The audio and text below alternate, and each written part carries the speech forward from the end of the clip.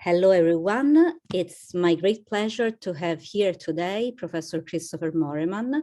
He's the chair of the Department of Philosophy and Religious Studies at California State University, East Bay.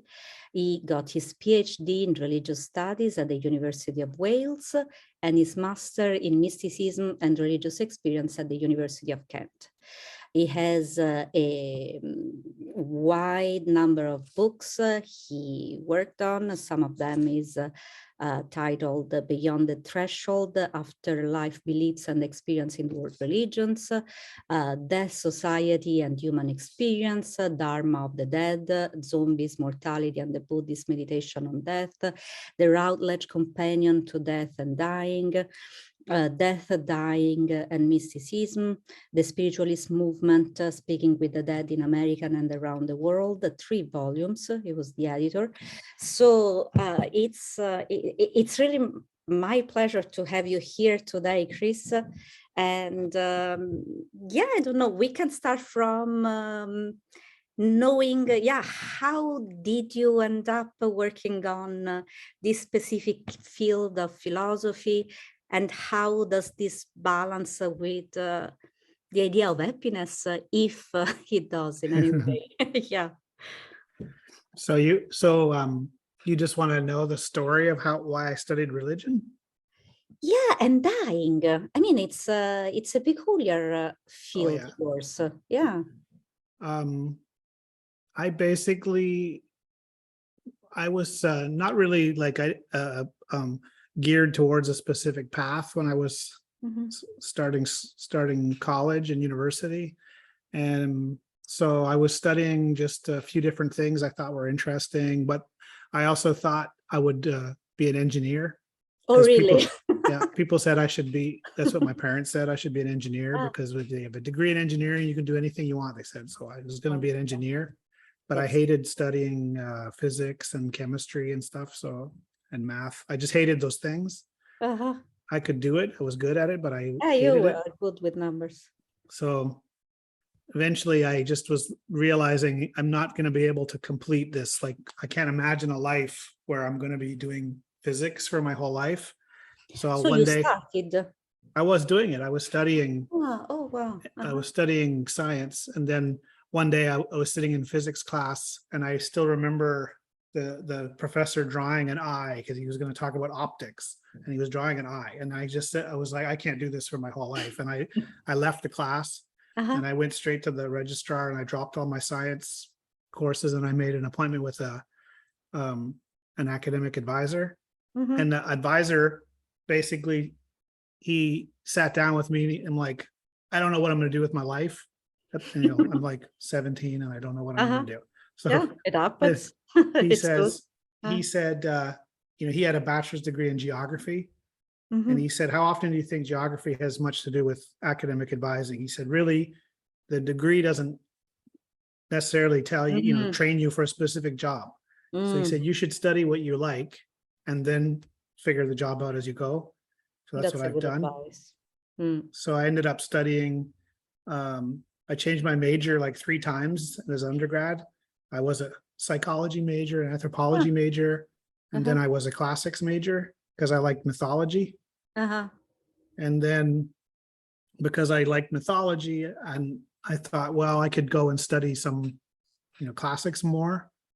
But then I found this program in England that was on mysticism and the whole concept of mystical experience and people having contact with the divine and having these strange experiences of miracles and the paranormal and all that stuff fascinated me. So I thought, well, if I could study that, then that's really what I want to study.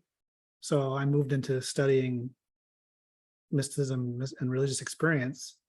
And then while I was there in England, I found this program in death studies in Wales. And I looked at it and I thought, well, what would be really cool is to study like ghosts experiences. So I reached out to the director of the program there and he said, well, if you've already finished a master's degree, you might as well do a PhD with me instead. So that's what I did. And I did. In Wales. And you stayed in Wales, I mean, far from your country. You're from Canada, right? Yeah, it actually worked out that because the doctoral program in England doesn't require coursework, it's just a pure research degree. Yeah. So I could go back and forth. So I spent a lot of time in Montreal and then went to Wales every, few months here and there, but most of the time I was actually in Montreal. So then I just ended up studying religious studies kind of by accident. That was real passion though, because I mean, to undertake so many trips and dedicate so much time, I mean, stuck to that. What did you find in this studying? I mean, what, if there was, I don't know, what kind of message, what kind of wisdom, what kind of yeah, motivation kept you awake in studying this for so long? Because it's back then it wasn't so popular. Well, even now it's not that popular. Yeah. So I mean, I'll just tell you stories. Go. When I went to England, part of the program was learning about mystical traditions from all different religious backgrounds, different religious traditions. And so among the things we were reading was Taoism, and I hadn't been introduced to Taoism before. So when I was reading Taoism, I started realizing that actually the advice that academic advisor had given me was kind of in a way Taoist, because Taoism has this notion that everybody has their own kind of direction, their own way, their own guiding principle. And the only way to know, because nobody else can tell you what your way is, no one can tell you your guiding principle, only you can know it. And so you have to listen to yourself to know it. So when this guy told me I should just study what I like, he really was saying something that was Taoist, that I should listen to myself and go follow that path. So once I was in England, I was studying Taoism, and then there's also this idea in Taoism that there are like signposts that can help tell you when you're on the right path. It's like if I know it feels right, then it means I'm doing the right thing. And once I read the stuff in Taoism, I was like, this is totally it. Like, this is what I'm doing. So one of the ideas in Taoism also seems to be that you can tell you're going on the right path if it works. So if you're banging your head against a brick wall and nothing's working, that's a sign that you're going the wrong way. So when I went to England and then found this guy in Wales, and I contacted him, and he said, well, you should just do a PhD. It was like, that's just making it easier to go and do that. So that, in a Taoist sense, is a sign of like, that's the way to go. And then once I got accepted into the program in Wales, and they made it clear that I could go back and forth from Montreal to Wales, it was like easier too. So all these pieces that seemed like to fit with what I needed, and it all just made sense to go and do that. That's very Socratic also. Yeah, how so? Yeah. How And is that? well, yeah, well, you want to listen to know yourself. Yeah, right. Okay. As the way to go in life, as main path. And what were you studying back then? From where did you start your search? As an undergrad, I didn't have a wide basis in studying religious studies. I'd only taken a couple of religious studies courses. So with my master's degree, I had to do a lot of reading to catch up on the breadth of religious traditions that we were looking at. But when I went to do my PhD, I had an advisor, but I also, in a way, I had like chapter advisors, because I had a chapter for every religious tradition. Okay. So I had specific expert help for, the chapter on Islam, Oh. the chapter on Chinese religions, the chapter on Buddhism, Mhm. and my supervisor was a Christian theologian. Of course. So I had that kind of resource to guide me in each tradition in terms of reading. And then, I was just reading for years before I Oh, could write that you anything. can. And then, Wow. but my focus at least was on afterlife Ah, beliefs.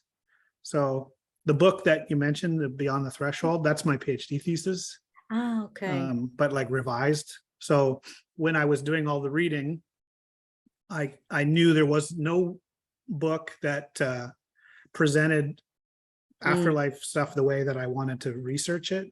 Mhm. So then I thought, well, I'll just write the book. That'll be Easier. the text. So, and so combining the elements of afterlife belief from a bunch of different religious traditions, and then looking at afterlife experiences in those traditions, and then in the context of research into afterlife beliefs, was like the third part. That's fascinating.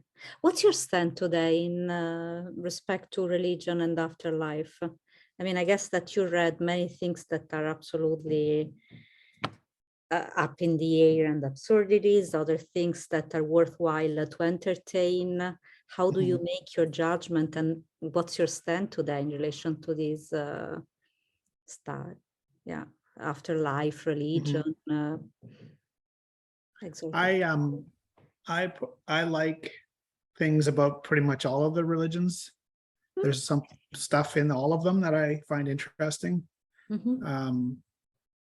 I'm not religious, and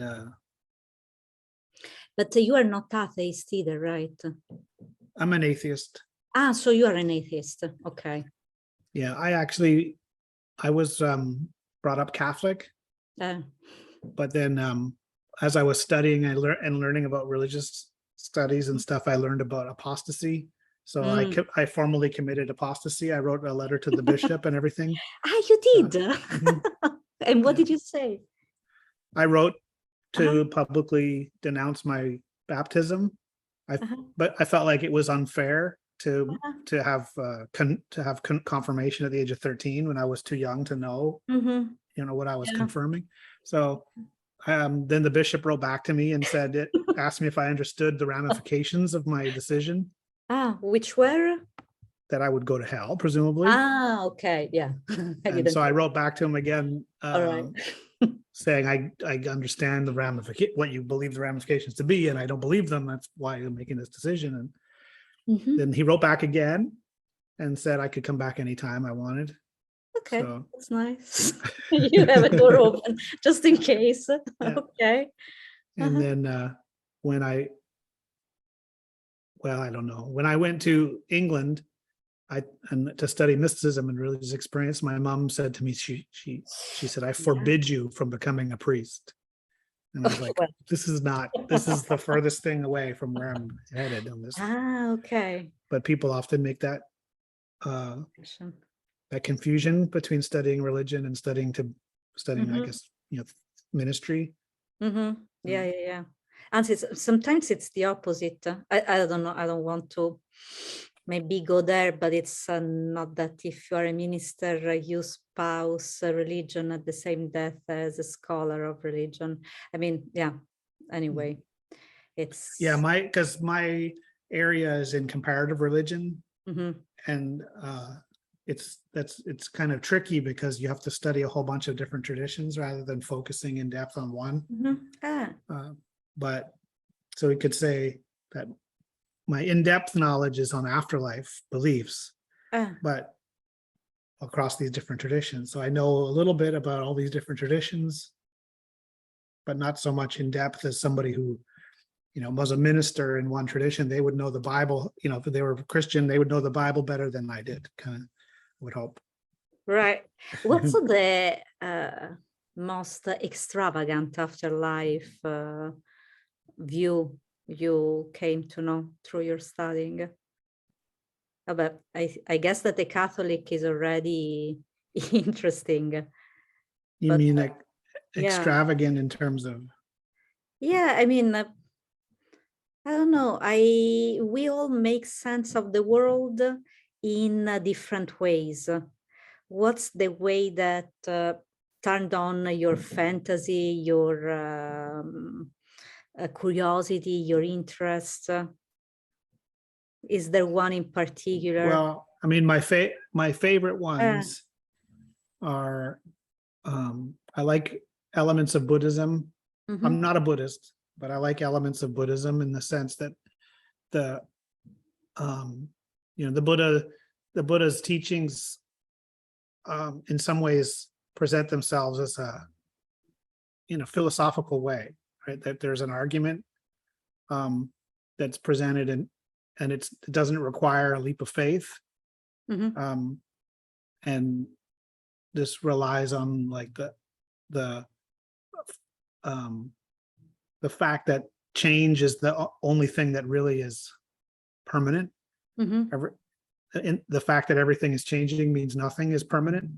mhm, And so that, plays into ideas of the afterlife, and that there really wouldn't be an afterlife of anything because everything is impermanent. mhm, And you can focus that down into any given moment, that really there's this um, there's a sense in one sense that we're the whatever it was that we were before is dead, and the thing that I am now is a new thing, mhm, even in this lifetime. mhm. Does that make any sense? No, it absolutely makes sense. So it's an ongoing regeneration. It's an ongoing Mhm. being and not being. I Yeah. mean, yeah, And Taoism has similar elements yeah. to it in the changingness of things throughout time. Uh-huh. And so I don't I don't need to mourn things that have changed, that when I know that things are always changing. It Mhm, seems like getting stuck, so in a Buddhist sense, into the attachment for things not to change, mhm, is the part that makes us get upset. It's not the changing itself, that's mhm, just inevitable. So I like those ideas. mhm. Reminds me of Heraclitus. The importance of staying in the now, Mhm. the acceptance of the change, the importance of what is here, what you are here in this moment. Yeah. Yeah. And so what's your idea now about the afterlife? What's your worldview? What's in what do we have? Uh, What's out there? Yeah. so I would, there's a couple different ways of looking at it, and people get depressed when I think Yeah, but it's that great there's because then we have to talk about happiness. So Mhm. let's go. Yeah, Let's like go I there. don't think that Yeah. there's an afterlife, Mhm. because there's nothing permanent about me Yeah. that will persist into the future after, even in my lifetime now. Mhm. This is the struggle in Buddhism, is to try to focus on the fact that even in our lifetime now, we're not permanent. Mhm. So when we're remembering things from the past, or clinging to things that are gone, that's wrong-headed, because Mhm. we should just recognize the change as being unavoidable, and then so adapt to the change. And Mhm. so when death happens, that's just a different kind of change. Mhm. Then there's some African ideas that I also like. Mhm. Let me just tell you one that's this African view. There's a lot of different African traditions, but Yeah. this one idea relates to conceptions of time. Mhm. And so there's this, it's kind of like there's an expanded version of now, Mhm. and then there's like this time beyond now. Okay. Okay? So instead of being a linear time from past to Mhm. future, so then now includes not just like what's happening right now that we're talking, but it also includes it's wide enough to include now that, that I can think of tomorrow I'm going to have a department meeting. So that's now in a sense. And now my mom and my brother are traveling in Europe. So this is expanding time and space in a certain way. That's all happening. That's all now in the world of actuality, in my world of experience or whatever. And that now can expand to even if somebody's died. So somebody dies, and then we're going through their belongings, and they have a bunch of I'm thinking of a family member. So he has a bunch of he had a pantry filled with pickled vegetables that he pickled from his own garden. Okay, lots of so those lasted over a year or more beyond that we were eating. So then, he's still feeding us, even though he's like physically gone, that he's still there. And even now that the pickles are gone, he's still there in the sense that we think about him and talk about him, and we'll notice things like, oh, he would have liked that, or he might have said this about, he might have had this to say about this. So that's still within the realm of now. So there's a certain presence.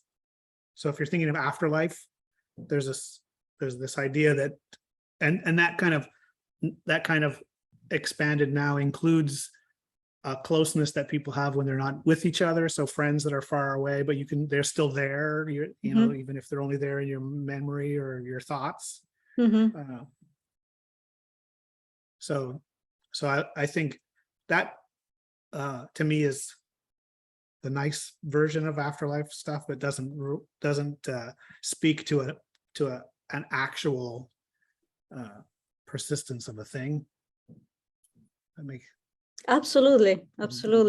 I was thinking if there's I know that you are working on it, so I know that it's in progress, but you were working also on the notion of synchronicity in Jung. I wonder if it has anything to do with afterlife, with this idea of the afterlife, or it goes into another direction. I mean, this ability to be co-present, even if there's not a physical presence, because there's care, there's an actual way of giving, and so on. So Jung, in Jung's book on synchronicity, he talks a lot about Taoism, and he wrote some other stuff on relating Taoism also to his idea of synchronicity. So maybe that's where I find that the interest in the connection between to Jung is that I'm interested in Taoism. So the idea is, if in Taoism you can see these signs that help you recognize what it is that you want, synchronicity can do the same thing, right? Where I'm noticing coincidences. People think of them as meaningful coincidences. That's the term. So it's meaningful because I'm recognizing meaning in it. And when I recognize meaning in it, that's a reflection of like a subconscious kind of a direction. So people would think of seeing signs coming from God or something like that, but obviously, if I'm an atheist, I don't think that's where signs are coming from. So the signs are coming from our own unconscious, and that fits to me with Jung. What he would have. Well, anyway, I'll leave that. Sure, I have time. I'm yeah. So Excuse me. What do you think then when you studied about apparition of ghosts, the supernatural, how I don't know, what kind of scientific interest did you gain from that? Because all this, it looks, yeah, absolutely reasonable. Is there anything unreasonable that you encountered in your research? I guess so that's what I looking for. Well, when we're looking at religious experience or paranormal experience or afterlife experience, right? People sometimes ask me if I believe in ghosts. So Example. I've refined my answer now. So I'm 100% positive that sometimes some people have experiences of things that they think are ghosts. That's 100% true. So that's that's the extent of my belief in ghosts. But I'm not a materialist. So, which usually people would equate atheism with materialism. But I don't think they have to be this connected. So I'm consider myself an open-minded skeptic when it comes to those kinds of experiences. And so it's all around the meaning.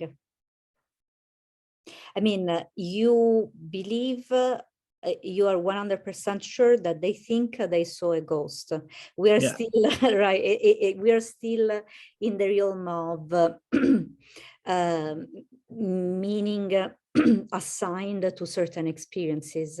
So what counts is that, yeah, that person is felt as present because it's still nourishing me with the pickles, or my friend is still my friend, even if it's 1 year that I don't see him, and so on and so on. I mean, it's a meaning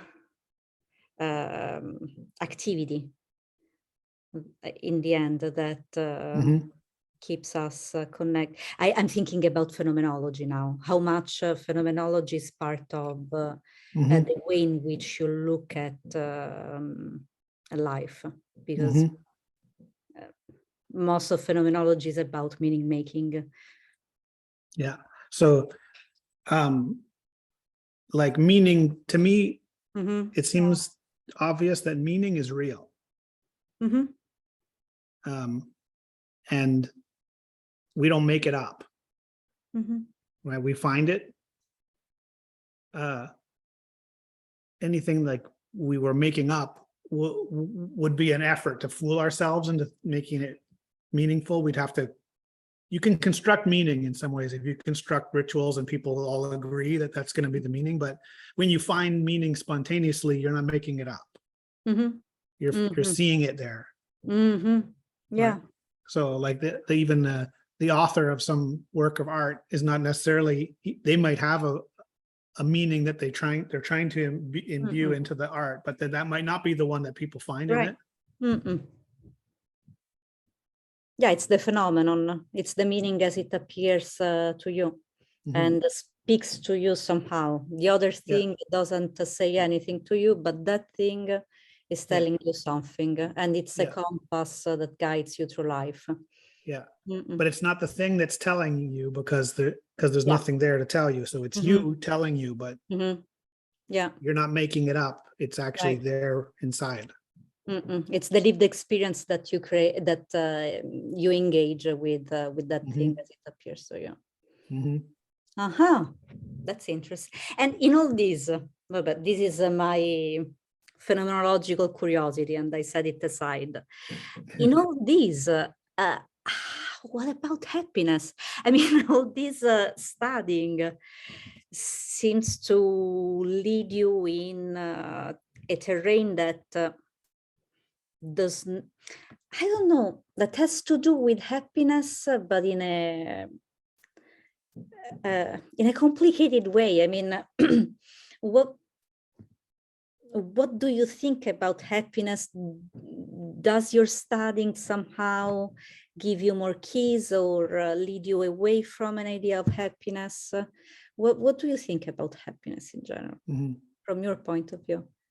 Yeah, this is the hard part of your whole interview thing, if that topic of happiness, because I don't think about happiness personally. I don't think about it very much, but I think about meaningfulness, or maybe I think about like purpose, fulfilling a purpose.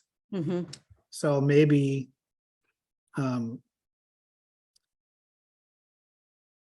maybe sometimes like a satisfaction of completing something that seemed purposeful.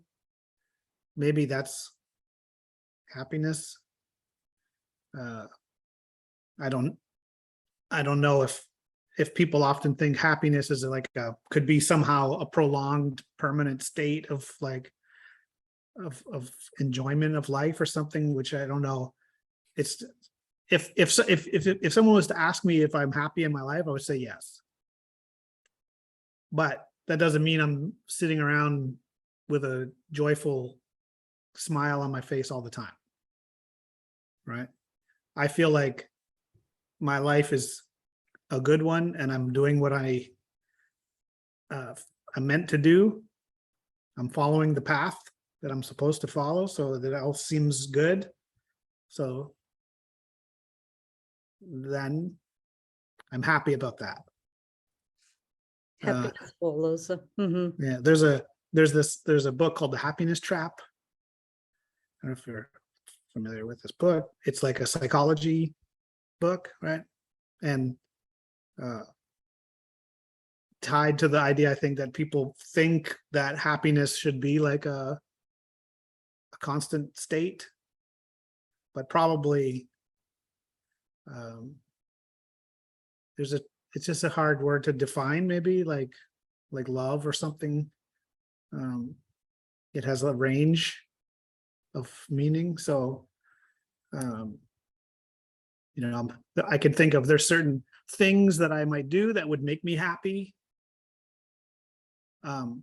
But then there's also a general sense that I'm happy even when I'm not doing those things. So in that sense, happiness, I mean, it's not something that you need to prove outside yourself. It's completely within the path of your life. Happiness. I guess for me, I would tie it to satisfaction with I guess feeling that I'm doing what I'm meant to do. Do you think that faith can make people happy? I mean, from the anthropological and religious studies you conducted, do you think that something as external as believing in one God, in a transcendent entity, can make you happy, or it's a way to waste happiness? No, I don't think. I mean, for some people, it would be a source of happiness for sure. And for some people, it might be a source of stress if they're worried, if they don't have enough faith, if they're supposed to have a certain amount of faith and they're not sure because they're feeling like they don't have that, or then it might be a source of it's just like any other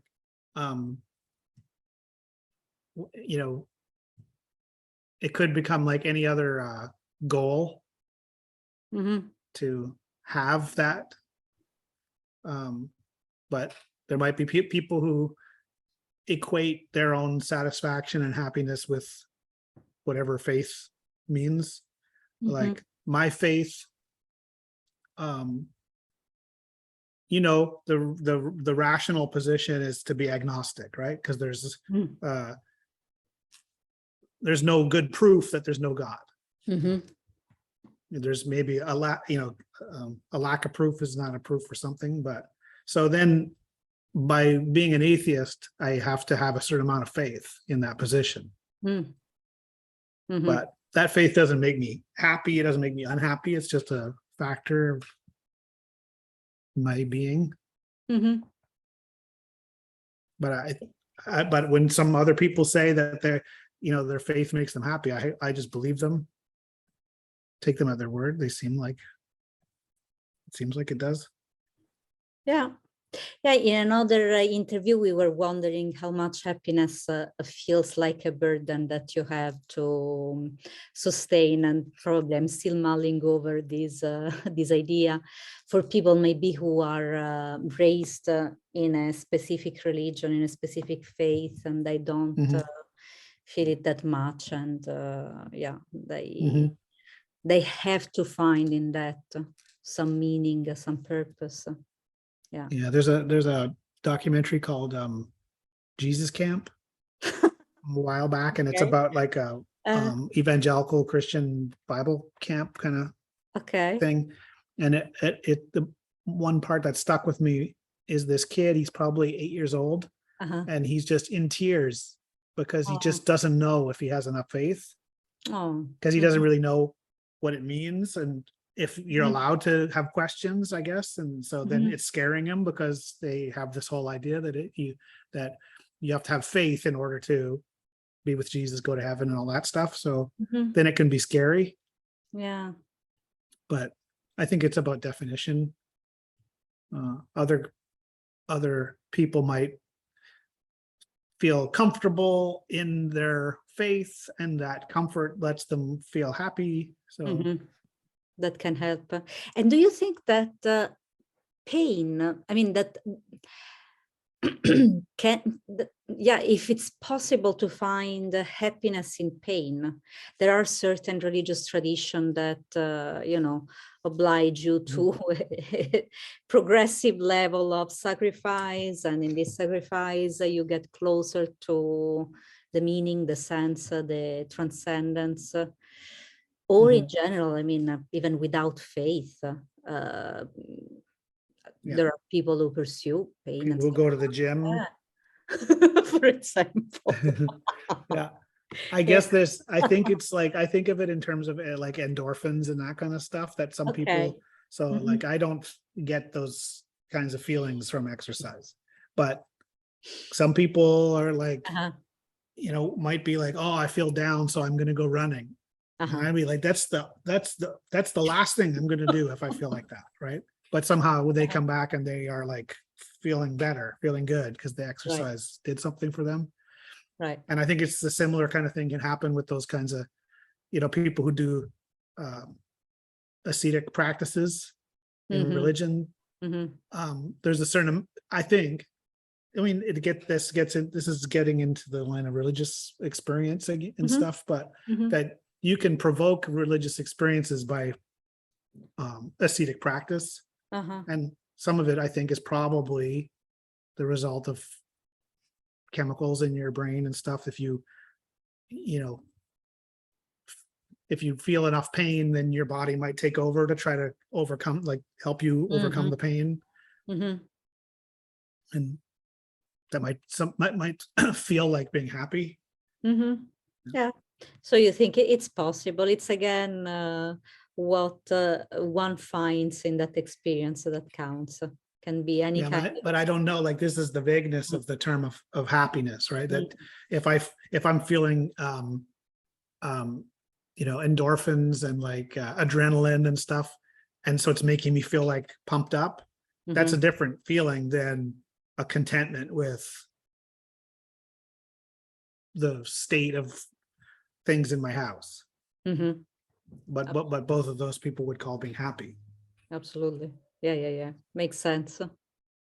Is there in all this a philosopher that speaks to you more than others that you realized, a philosopher, I'd say, that gave you the number of answers you needed to orient yourself in life at some point? I don't think I would pick just one, but there's definitely like a combination of people that I would include. I would just include like Taoist texts and then some early Buddhist texts. And then I would include Jung and William James and Viktor Frankl's Search for Meaning was something that I think about. Makes sense. Yeah. Thank you. Yeah, we built the reading list for our listeners, just in case they want to explore your field of research and just start, yeah, discovering what there is about death, afterlife, religious experience, mysticism. What is mysticism for you? Sorry, and this is, I promise, almost the last question. I kept you already long. So I think mysticism at its core is about experience of the divine or the absolute. So that includes those kinds of experiences that if someone says they, visions of the Virgin Mary or the voice of God or the experience of nirvana or zazen or something like that, moksha, that people feel like one with something greater than themselves. A friend of mine told a story about being out in the wilderness and then feeling he's sitting by himself and all of a sudden feeling as if he fell into nature and was like one with the whole like scene. Oh, wow. So those kinds of. With or without drugs? Without. Okay. But drugs can get involved too sometimes. So like Timothy Leary and stuff. Well, that's a powerful experience. Have you ever had mystical experiences? No. Oh, that's a pity. Yeah. Yeah. And I've tried different ways to have them, but I never did. Yeah. For as much as I read, they describe them as the rapture with something that is absolutely true, and you cannot deny that truthfulness, even if it's clearly rational or beyond any expectation of yours. Yeah, it might feel like more real than it's like waking up from a dream where you wake up and then realize like, oh, that was just a dream. Yeah. But how do you know that you woke up? And then people have these kinds of experiences where they wake up again and realize everything that they thought was real in their waking life is really actually like a dream. Yeah, and that becomes the guidance. Yeah, it's something quite powerful. Look, the real last question. Thanks for being with me today. It was an absolute pleasure. If there is, what do you think is the meaning of life then? I mean, we spoke a lot about meaning and the role that it played in different areas of research. Is there the meaning of life or? I don't think there's necessarily one meaning of life, but I would say everybody has to find their own meaning of life. And I would do it in a similar kind of fashion to the Taoist approach that if I listen to myself and follow what I'm drawn to, then that's my meaning. Can there be happiness without meaning for you? No. Right. They are strictly tied together, and it seems almost the obligation that life puts in front of us. If there's anything, I mean, it seems quite, it's almost a duty. You have this messiness and you have to make sense out of it. Otherwise, it's a little overwhelming. But I wouldn't think of it as a duty because that sounds like oppressive. It's more like just a process of self-discovery. Yeah, that's nice. So there's religious, like some religious traditions that impose duty that you have to do this or that. But in this idea, I have to do what it is that I have to do, not anybody else telling me what to do. That's beautiful. Well, thank you so much for being part of our episode today. It's thank you very much. Thanks. Fun For me too. Thank you.